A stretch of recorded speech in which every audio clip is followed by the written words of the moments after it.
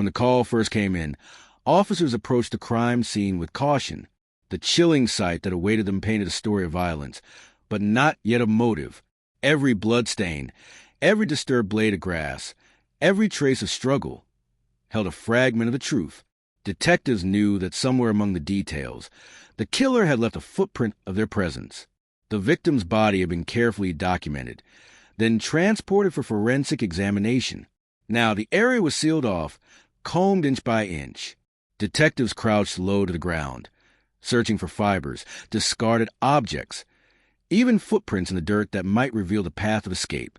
The silence of the neighborhood was broken only by the clicks of cameras and the stern voices of investigators. For the first time, the community witnessed not just grief, but the machinery of justice being set into motion. Behind the closed doors of their home, the victim's family endured unbearable grief, but detectives could not ignore them. In every investigation, those closest to the victim are questioned first. Parents, siblings, friends, anyone who might have insight into the last hours of the victim's life. The questions were clinical, yet devastating. When did you last see her? Did she have enemies? Was she in a relationship? Each answer painted a picture of a young woman who had been full of life, not reckless, not careless.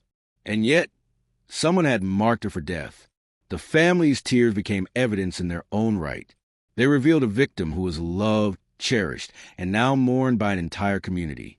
As the investigation expanded, early leads began to surface. A witness had reported seeing a shadowy figure lurking near the street the night of the murder. Another spoke of a strange car parked nearby, its headlights extinguished as though hiding in wait. But eyewitness accounts are fragile. Memory can deceive, fear can distort. Detectives logged the tips but knew they needed hard evidence. So they turned to forensics, blood samples, traced DNA, fingerprints lifted from discarded bottles and wrappers. Each piece was sent to the lab, a place where science could speak louder than rumor. By now, word of the killing had spread far beyond the neighborhood. News cameras rolled, headlines screamed, and whispers in cafes and grocery stores painted the picture of a faceless monster. Parents warned their children not to walk alone. Doors that once remained unlocked were now bolted shut. Fear became part of the daily rhythm. And yet, tragedy does something else to small communities. It unites them.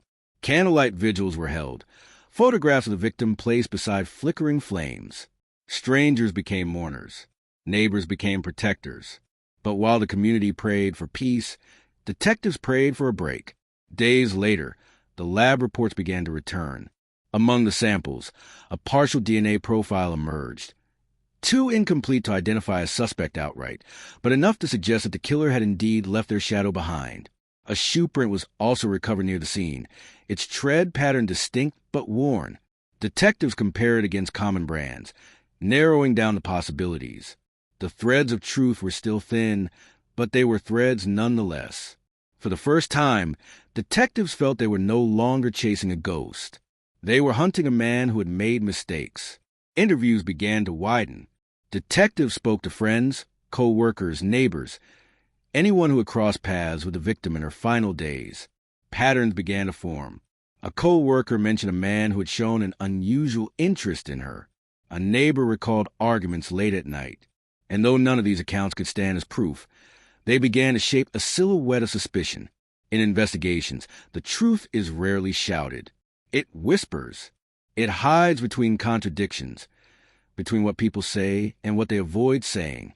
Detectives listen carefully, piecing together fragments that others might dismiss. Every case eventually narrows to a name, a person of interest, someone whose actions, words, and history make them impossible to ignore. And in this case, one man began to stand out. His connection to the victim was undeniable, his behavior unsettling, his story riddled with gaps. Detectives brought him in for questioning. The room was stark. No windows, just a table, 2 chairs, and the weight of silence. He sat nervously, his eyes shifting as detectives leaned in. Where were you the night she was killed? His answer was quick, too quick. An alibi that, while plausible, left detectives unconvinced. Was he the faceless killer? Or merely a man caught in the glare of suspicion? For now, detectives could not prove either, but their focus had sharpened. As episode 2 draws to a close, the investigation remains a puzzle of half-formed pieces. A grieving family, a shaken town, a list of witnesses, and a single suspect whose answers do not align. But in every mystery, truth has a way of surfacing. It may take time, it may take persistence, but it will come. The detectives know one thing for certain. The killer is still out there, watching, waiting, and with each passing day, the line between hunter and hunted grows dangerously thin. This is only the beginning.